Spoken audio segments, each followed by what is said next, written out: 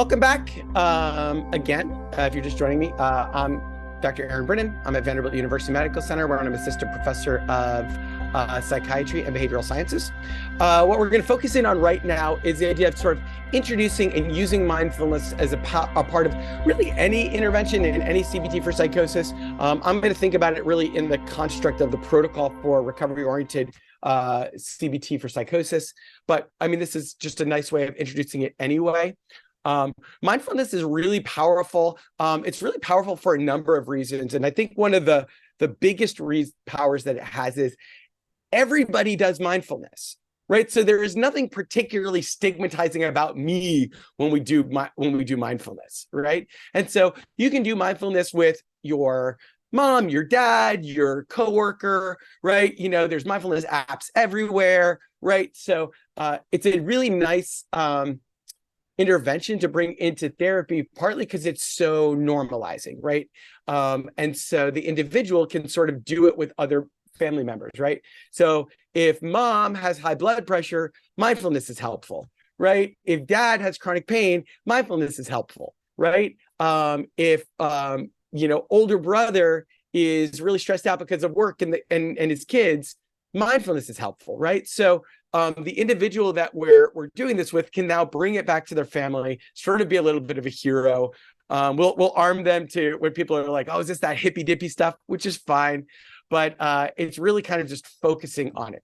So when we think about mindfulness, there's about, if you ask, 100 people, you probably get 110 definitions of mindfulness. But mindfulness is this purposeful focusing of attention on the present moment. And so this actually is a really lovely practice for the individuals that we serve, right? Because when the mind is really unfocused, and particularly for young folks or individuals who struggle with their mind kind of being all over the place for many different reasons, right? It could be worries, it could be voices, it could be thought disorder like, tangentiality. It could also be sort of the negative symptoms, right? There's problems with motivation and connection. It's sort of like their attention is sort of feels like it's nowhere, right? There's so many places where mindfulness can be a really helpful practice to develop.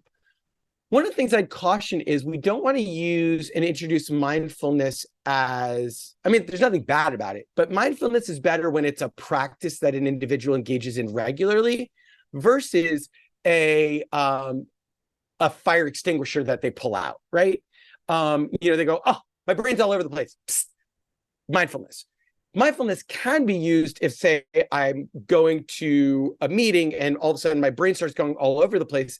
If I have a practice of mindfulness, I can return to that practice, right? But we want that individual trying to do a little bit of mindfulness every day. Right. Similarly to, I always use the example of, I've got really bad lower back pain. And the last time I went to a chiropractor, which has been I feel like it's like 10 years now.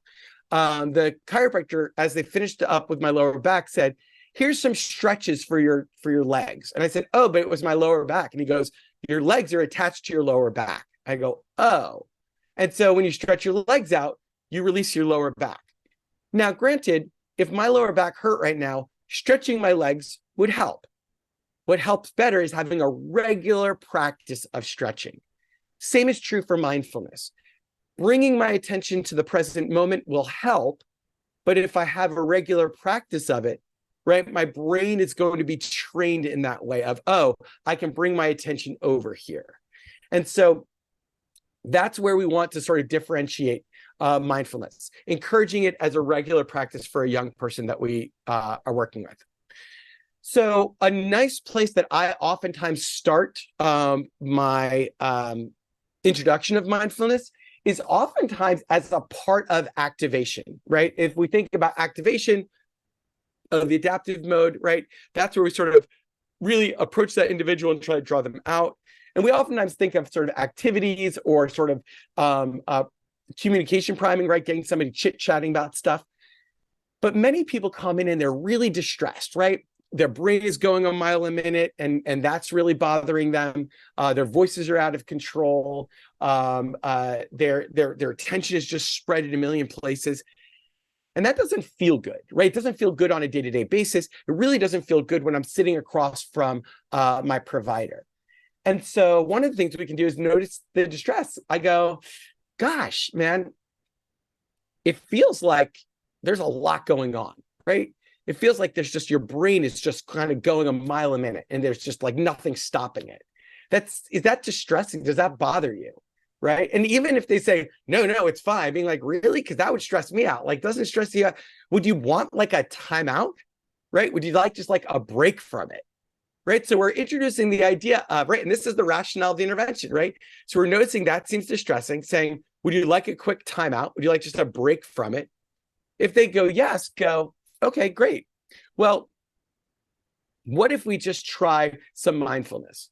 I've shown you guys in the past, using a singing bowl where the individual just listens to the singing bowl. When they don't hear it anymore, they raise their hand. It's a really nice, simple way of doing it. Another really simple way of introducing mindfulness is really short, having somebody focus on their breath, then they allow their attention to go away, and then having them return back to their breath, right? And so I'm going to walk us through that right now as an exercise to try, okay? And so as you're sitting here, and you could even try bringing it on, thinking about all the things you have to do for the rest of your day and saying, let's see if we can get just a quick timeout. So right now, I'm going to encourage you, put your feet on the ground. If you're comfortable closing your eyes, close your eyes or just sort of look downward.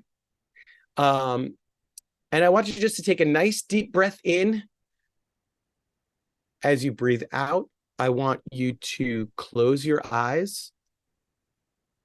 Notice all of the sounds around you and the movement around you and the space around you as you continue to breathe and breathe normally.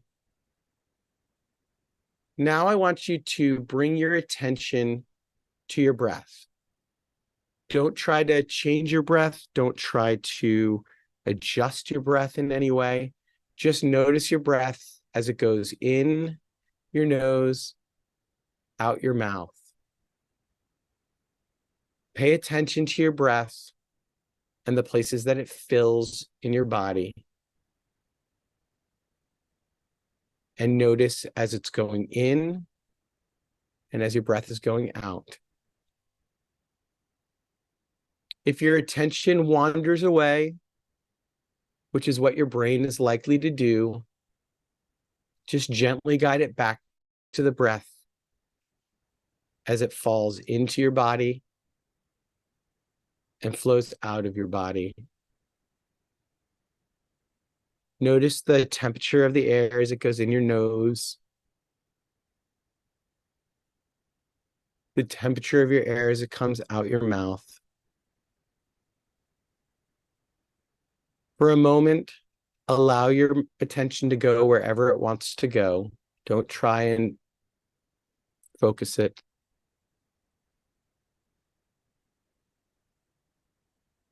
And now bring your attention back to the breath. And as it's flowing in and out, bring your attention back to the room around you and the sounds and the feelings. And when you're ready, open your eyes back in the room.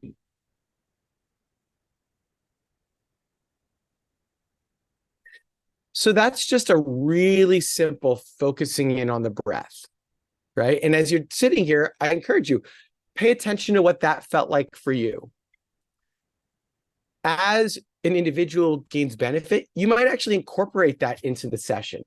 I've got a number of individuals that I serve. We start every session off with a really simple mindfulness because that individual finds the benefit from that exercise and building up the practice. Also, I have the individual record the mindfulness session because then they can go home and they can listen to it themselves. There are also great apps out there to help with mindfulness. There's lots of resources out there for people who want to try doing mindfulness and using it. But for some people, we start the session off with mindfulness, we end it with mindfulness. really to allow that center spot. But it's an amazing way of activating the individual because the brain isn't all over the place. It's super focused at the end. If we think about how to incorporate it, if they find benefit now, we can add that to their activity schedule, right? When's a good time to do it? In the morning, at night.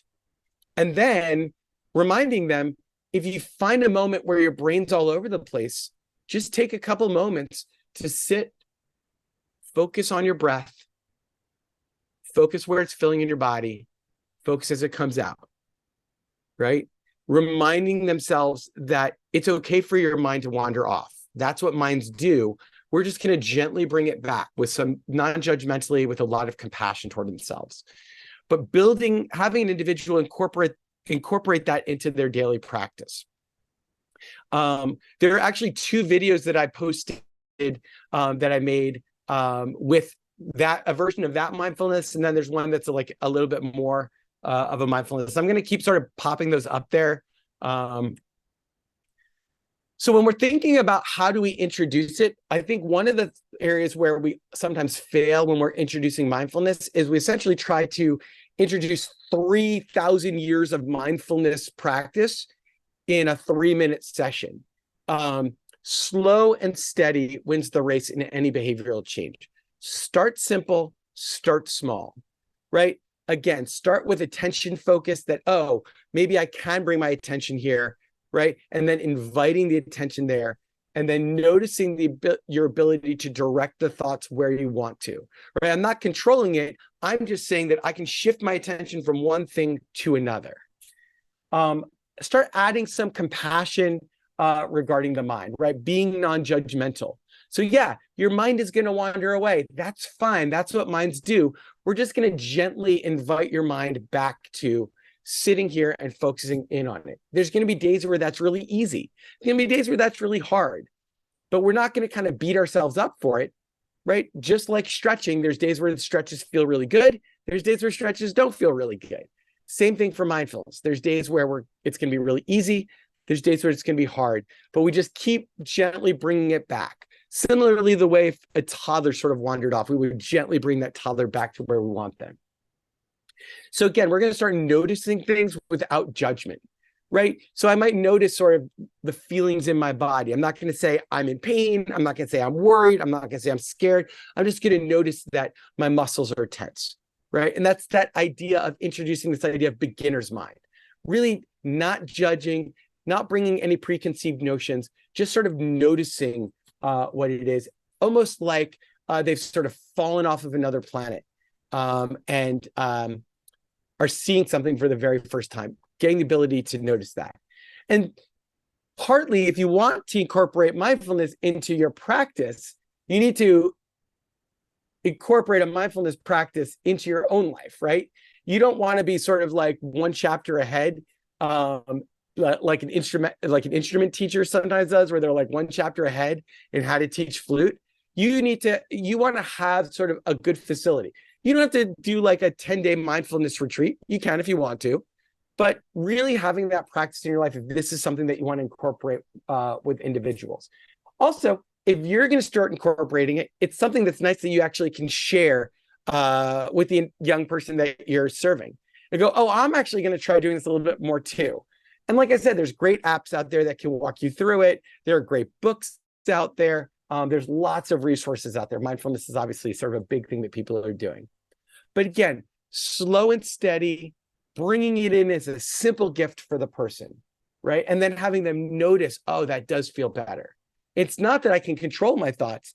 It's that I can control, I have the ability to shift my attention where I want my attention to be, right? So if my attention's over here, maybe it could be over here. This will be good for things like worry postponement. This will be good for things like savoring when you're working on self-confidence. This is great for sleep, right? So if my brain is going at night because of sleep, agoraphobic avoidance, right? When we're going out and we're searching out for signs of safety, these are all wonderful practices for people to have. So I hope that's helpful, right? In sort of looking over just really quickly, like how can we sort of jumpstart getting a little bit of mindfulness into the work we're doing. And cool. Thank you guys for your attention. And I'm looking forward to giving you guys more stuff as we keep going forward. So cool.